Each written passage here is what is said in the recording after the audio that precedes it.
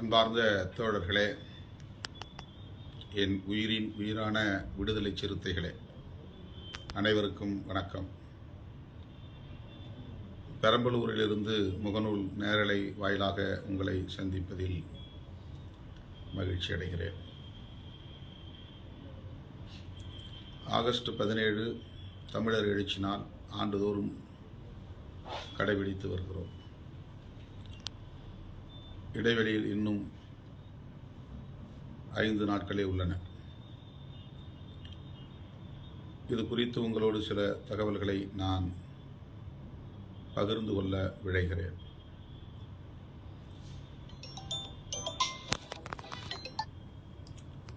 மாவட்டம் தோறும் இதற்கான ஏற்பாடுகளை மாவட்ட நிர்வாகம் மேற்கொண்டு வருகிறது என்பதை அறிவேன். அதற்கான கருப்பொருள் என்ன என்பதை ஏற்கனவே நான் முகநூல் நேரலை வாயிலாகவும் நிகழ்ச்சிகளின் பொதுக்கூட்டங்களின் வாயிலாகவும் கூறியிருக்கிறேன். திருச்சிராப்பள்ளியில் நாம் நடத்திய மதச்சார்பின்மை காப்போம் பெருந்திரள் பேரணி,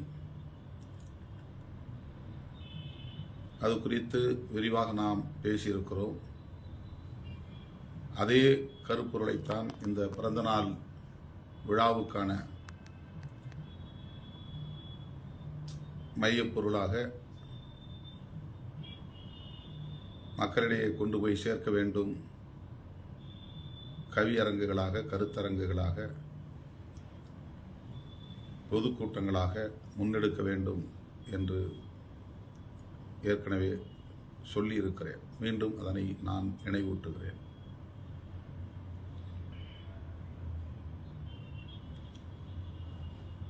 பிறந்தநாள் கொண்டாட்டம் என்பது கேக் வெட்டுவது,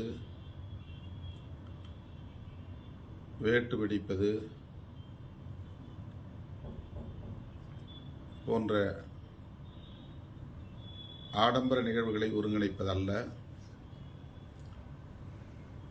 கருத்தியல் அடிப்படையில் நிகழ்வுகளை ஒருங்கிணைக்க வேண்டும் என்று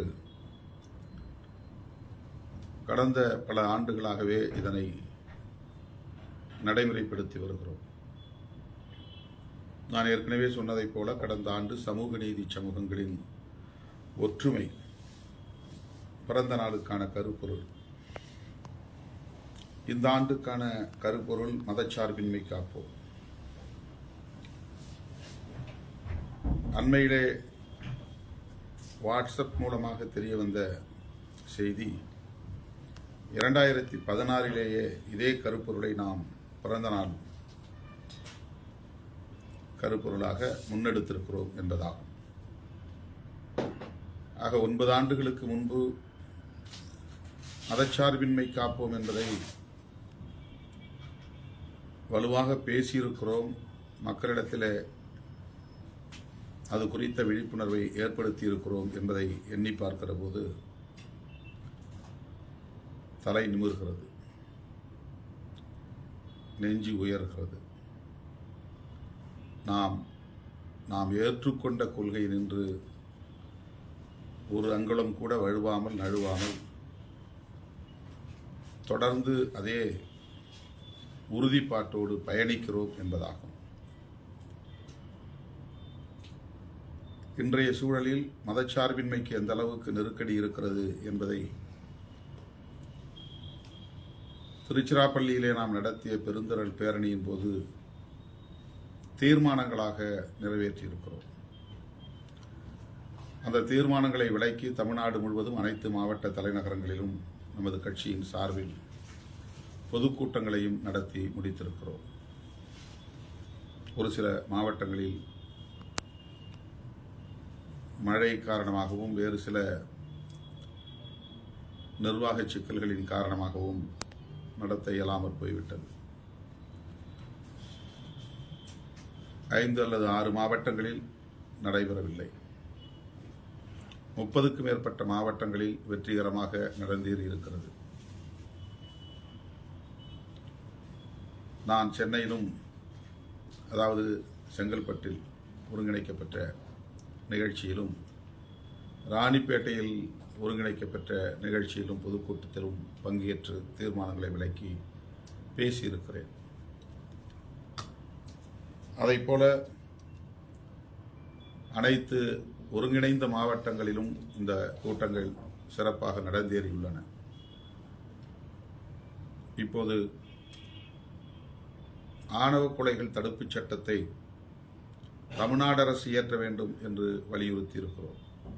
அனைத்து மாவட்ட தலைநகரங்களிலும்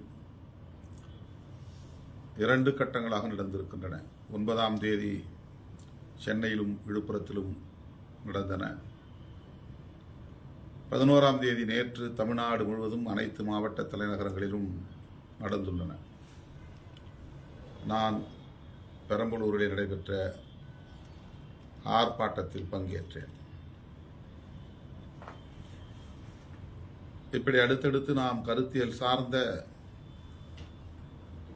பரப்புரைகளை மேற்கொண்டு வருகிற அதே வேளையில் பிறந்த நாளை ஒட்டி முன்னெடுக்கிற நிகழ்வுகளிலும் அதே கருத்தை வலியுறுத்த வேண்டும், அதனை தீவிரமாக முன்னெடுக்க வேண்டும், அதனை வெகு மக்களிடத்திலே கொண்டு போய் சேர்க்க வேண்டும்.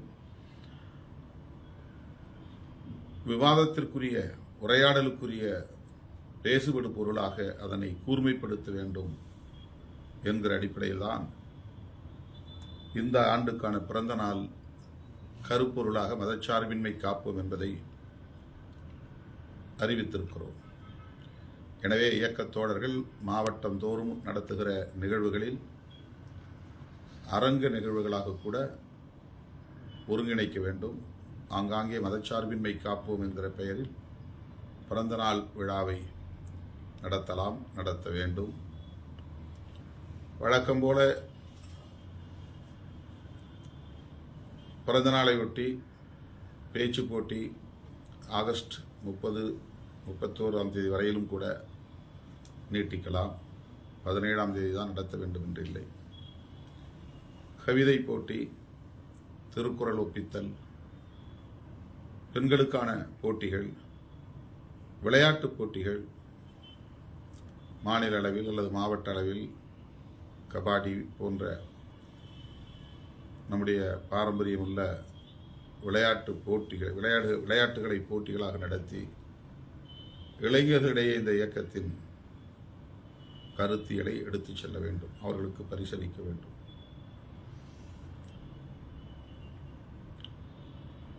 சின்னம்மாவுக்கு உடம்பு சரியில்லை என்பதனால் 7ஆம் தேதி புதுதில்லியிலிருந்து நான் சென்னை வந்து, சென்னையிலிருந்து பெரம்பலூர் வந்து, இன்றைக்கு 12ஆம் தேதி வரையில் நான் இங்கேயே தங்கி இருக்கிறேன். என்றாலும் கூட இடையிலே சென்னைக்கும் அரூருக்கும் சென்று அங்கே நடைபெற்ற நிகழ்வுகளில் பங்கேற்று உரையாற்றியிருக்கிறேன்.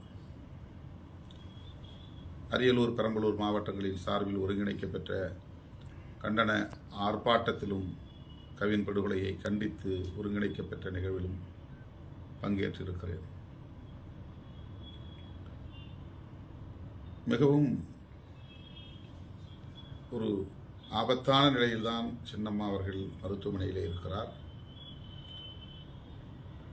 ஏற்கனவே நான் சொல்லியிருக்கிறேன், மூளையில் இரத்த கசிவு ஏற்பட்டு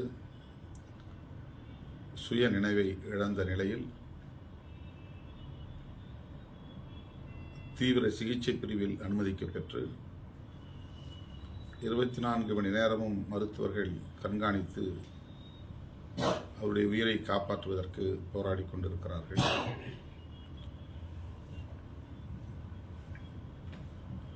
அதனால் நானும் இங்கேயே இருக்கிறேன். இந்த நிலையில் தோழர்கள் பல மாவட்டங்களில் இருந்து நாள்தோறும் நூற்றுக்கணக்கிலே வந்து போவது பெரும் சங்கடத்தை ஏற்படுத்துகிறது. இயக்கத் தோழர்கள் தயவு கூர்ந்து இது போன்ற நெருக்கடியான ஒரு சூழலில் என்னை மேலும் நெருக்கடிக்கு உள்ளாக்க வேண்டாம், பெரம்பலூருக்கு தேடி வர வேண்டாம், மருத்துவமனைக்கு வந்து சின்னம்மாவை பார்க்க வேண்டும் என்கிற முயற்சிகளை மேற்கொள்ள வேண்டாம். அவர் நலம் பெற்று உடல் தேறி மீண்டு வீட்டுக்கு திரும்ப வேண்டும் என்கிற ஒரு ஏக்கத்தோடு வலியோடு மருத்துவமனையில் இருக்கிற சூழலில் இயக்கத்தோழர்கள் இங்கே வந்து குவிவதை தயவு கூர்ந்து தவிர்த்திட வேண்டும் என்று கேட்டுக்கொள்கிறேன். இந்த பிறந்தநாள் விழாவை நடத்த வேண்டாம் என்று ஒருங்கிணைப்பாளர்களை கேட்டுக்கொண்டோம். எனவே இந்த நிகழ்வை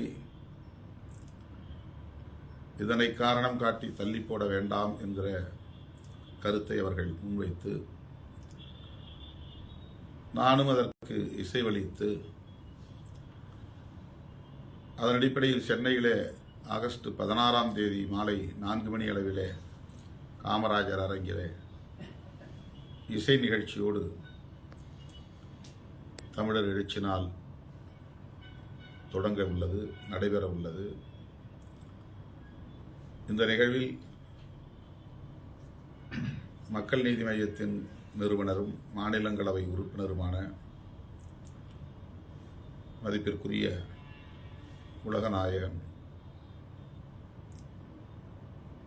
கமல்ஹாசன் அவர்கள் பங்கேற்று வாழ்த்து இருக்கிறார். அதேபோல இயக்குனர் கே பாக்யராஜ் அவர்களும் இதில் பங்கேற்க இருக்கிறார். கவிஞர் விவேகா தலைமையில் கவியரங்கம் நடைபெற உள்ளது. அண்ணன் திண்டுக்கல் லியோனி அவர்கள் பங்கேற்று பேச இருக்கிறார். அதைப்போல தமிழகத்தின் தலை சிறந்த ஆளுமைகளாக விளங்குகிற பெண்மணிகள், ஓய்வு பெற்ற காவல்துறை அதிகாரி வனிதா அவர்களும், புகழ்பெற்ற திரைப்பட இயக்குனர் லக்ஷ்மி ராமகிருஷ்ணன் அவர்களும் இந்த நிகழ்விலே பங்கேற்க இருக்கிறார்கள் என்பது குறிப்பிடத்தக்கது. எனவே முன்னணி தோழர்கள் சென்னை காமராஜர் அரங்கில் நடைபெறவுள்ள இந்த நிகழ்வில் பங்கேற்று அதனை சிறப்பிக்க வேண்டும் என்று கேட்டுக்கொள்கிறேன். இது ஒரு கொண்டாட்ட நிகழ்வு அல்ல. நாம் முன்னெடுக்கக்கூடிய பல்வேறு அரசியல் நடவடிக்கைகளுள் இதுவும் ஒரு அரசியல் நடவடிக்கை. திருச்சிராப்பள்ளியிலே நடத்தியது பெருந்திரள் பேரணி. சென்னையிலே காமராஜர் அரங்கில் நடைபெற இருப்பது கவியரங்கமாகவும் வாழ்த்தரங்கமாகவும் ஒருங்கிணைக்கப்பட்டுள்ளது. இரண்டுக்குமான தலைப்பு, இரண்டுக்குமான பொருள், இரண்டுக்குமான அரசியல். திருச்சியில் நடந்த பேரணிக்கும் சென்னையிலே நடக்கிற நிகழ்வுக்குமான கருத்தியல் ஒன்றுதான், மதச்சார்பின்மை காப்போம். இது தேசிய அளவிலான பார்வை கொண்ட ஒரு அரசியல் முழக்கம். நாம் தமிழ்நாட்டில் வலுவாக இருக்கிற ஒரு அரசியல் கட்சி, தேசிய கட்சி அல்ல, ஒரு மாநில கட்சி. நமக்கு மாநில உரிமைகள் தொடர்பான விழிப்புணர்வு இருந்தால் போதும் என்று சிலர் எண்ணக்கூடும். சில பிரச்சனைகளை தேசிய அளவில் தான் அணுக வேண்டியிருக்கிறது. குறிப்பாக சாதிய பிரச்சனைகளை ஒரு மாநில பிரச்சனையாக பார்த்துவிட முடியாது. சாதி ஒழிப்பு அரசியல் என்பது ஒரு மாநிலத்துக்குள்ளே சுருங்கிவிடக்கூடிய அரசியல் அல்ல. தேசிய அளவில் அனைத்து தரப்பு ஜனநாயக சக்திகளையும் ஒருங்கிணைத்து முன்னெடுக்க வேண்டிய ஒரு மகத்தான அரசியல்தான் சாதி ஒழிப்பு அரசியல். ஆகவே தேசிய பார்வையோடு தமிழக அரசியலையும் அணுக வேண்டியிருக்கிறது. தேசிய அளவில் ஜனநாயக சக்திகளிடையே ஒரு ஒருங்கிணைவை, கூட்டுறவை ஏற்படுத்த வேண்டியிருக்கிறது. அந்த புரிதலோடு தான் மதச்சார்பின்மை காப்போம் என்கிற கருத்தையும் நாம் முன்னெடுக்கிறோம். இன்றைக்கு இந்திய அரசியலின் மையமாக இந்த கருத்தியல் தான் இருக்கிறது. மதச்சார்பின்மை என்கிற கருத்தியல் அல்லது கோட்பாடு. மதச்சார்பின்மைக்கு ஆபத்து இருப்பதனால் அதனை காப்போம், பாதுகாப்போம் என்று சொல்ல வேண்டியிருக்கிறது. விடுதலை சிறுத்தைகள் அந்த புரிதலோடு தான் இந்த பிறந்த நாளையும் நாம் ஒரு அரசியல் நடவடிக்கையாக மேற்கொள்கிறோம். இயக்கத்தோழர்கள் அந்த புரிதலோடு இந்த நிகழ்வுகளை ஆங்காங்கே ஒருங்கிணைக்க வேண்டும் என்று கேட்டுக்கொள்கிறேன்.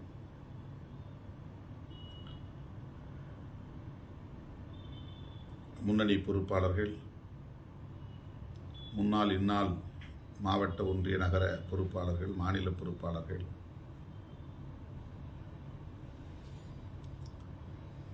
மதச்சார்பின்மை காப்போம் தொடர்பான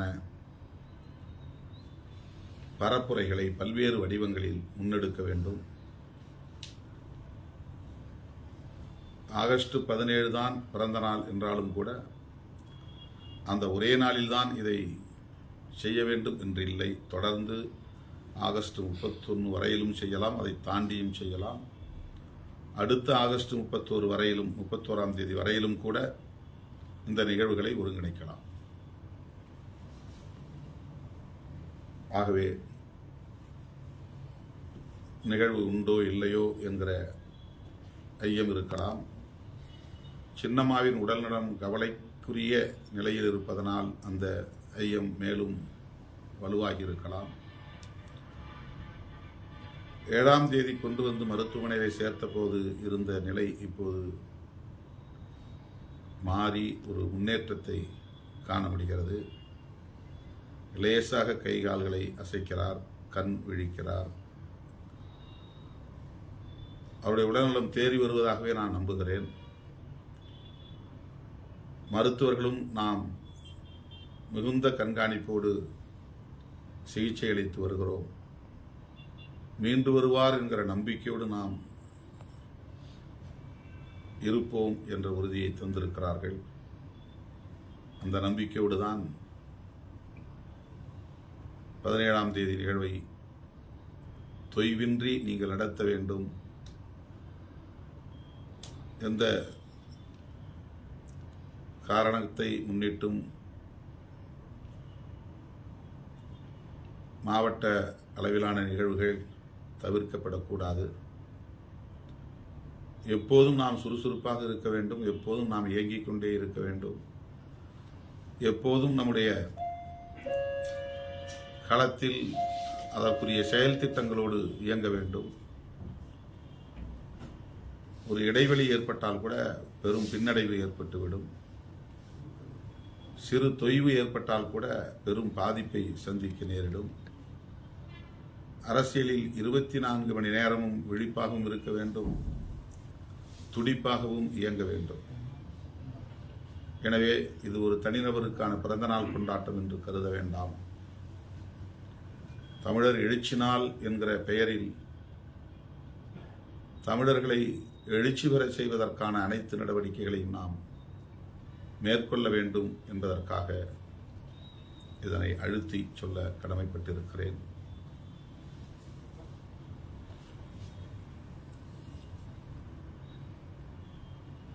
பதினாறாம் தேதி இந்திய கம்யூனிஸ்ட் கட்சி நடத்துகிற நிகழ்ச்சியிலும் நான் சேலத்தில் நடைபெறுகிற மாநாட்டில் நான் பங்கேற்க இசைவளித்திருக்கிறேன். அந்த நிகழ்ச்சியை முடித்துக்கொண்டு நான் சென்னைக்கு திரும்ப வேண்டும். அதன் பின்னர் மீண்டும் நான் பெரம்பலூருக்கு வர வேண்டும். கருத்தில் கொண்டு தோழர்கள் அவரவர் பகுதிகளில் இருந்து நிகழ்வுகளை ஒருங்கிணைக்க வேண்டும், வெற்றிகரமாக நடத்த வேண்டும், சிறப்புற நடத்த வேண்டும். தோழமை கட்சிகளை சார்ந்த தலைவர்களை ஆங்காங்கே நம்முடைய நிகழ்வுகளுக்காக ஒருங்கிணைக்கலாம். மாவட்ட நிர்வாகத்துக்கு உட்பட்ட மாநில பொறுப்பாளர்கள், ஒன்றிய நகர பொறுப்பாளர்கள் அனைவரையும் அரவணைத்து இத்தகைய நிகழ்வுகளை நடத்த வேண்டும், ஒருங்கிணைக்க வேண்டும் என்று கேட்டுக்கொள்கிறேன். கவின் செல்வ கணேஷ் படுகொலையை கண்டிக்கிற வகையிலும் தமிழ்நாடு அரசே ஆணவ கொலைகள் தடுப்புச் சட்டத்தை நிறைவேற்ற வேண்டும் என்று வலியுறுத்துகிற வகையிலும் தமிழ்நாடு முழுவதும் வெற்றிகரமாக ஆர்ப்பாட்டங்களை நடத்தி முடித்திருக்கிற என் உயிரின் உயிரான விடுதலை சிறுத்தைகள் அனைவருக்கும் என்னுடைய மனமார்ந்த நன்றியை தெரிவித்துக் கொள்கிறேன். மீண்டும் முகநூல் நேரலை வாயிலாக சந்திப்போம். நன்றி, வணக்கம்.